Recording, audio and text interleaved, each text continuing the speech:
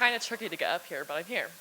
My name's Avery Wright. I'm from Montezuma Cortez High School, and I was grateful to spend the month of July studying plastic and reconstructive surgery under Dr. Gregory Mormon at the Mormon Aesthetic Center. So let's go ahead and go.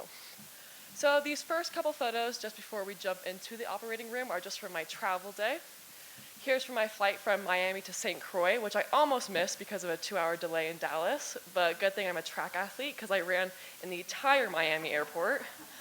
Here's a beautiful setup that the Mormon family had for me in my room, and the best part of my day was that they were fostering 3 puppies, Boris, Banjo, and ASAP. This bottom one is Banjo, and this top one is ASAP.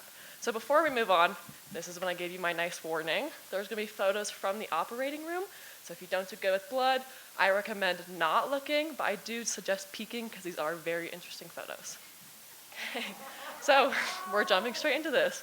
That is a rhydodectomy on the very far left, which is a facelift. This patient had had a rhydodectomy in previous years, so this one was smaller.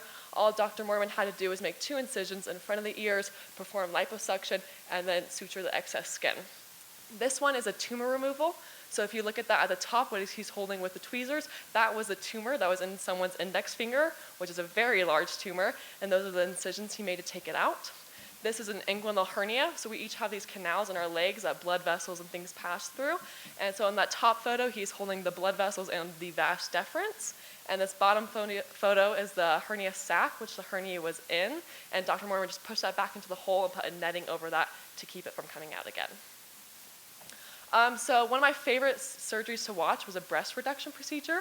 I would not be showing one of those just due to patient privacy, but that's a photo of the procedure. That's where he made all the incisions and everything. Here's a carpal tunnel procedure, and in each of our wrists we have a carpal tunnel, and we have a transverse carpal ligament, which sometimes when you work with your hands a lot can push down on the median nerve, causing irritation.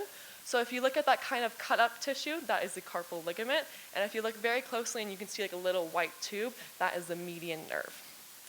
These last couple photos are from an abdominoplasty, or most commonly known as a tummy tuck, and an umbilical hernia. You can't see the umbilical hernia, unfortunately, but you can see the tummy tuck.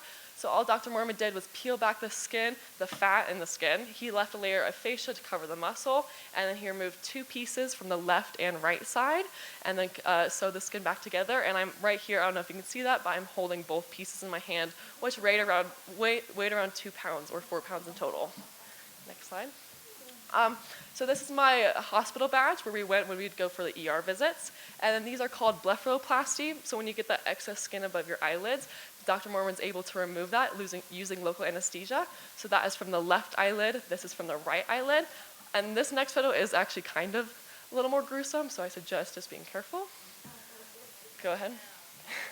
This is a right forehead laceration. So this was one of our big trips to the emergency room. I was actually already sleeping when I was woken up to go to this, but I was very excited.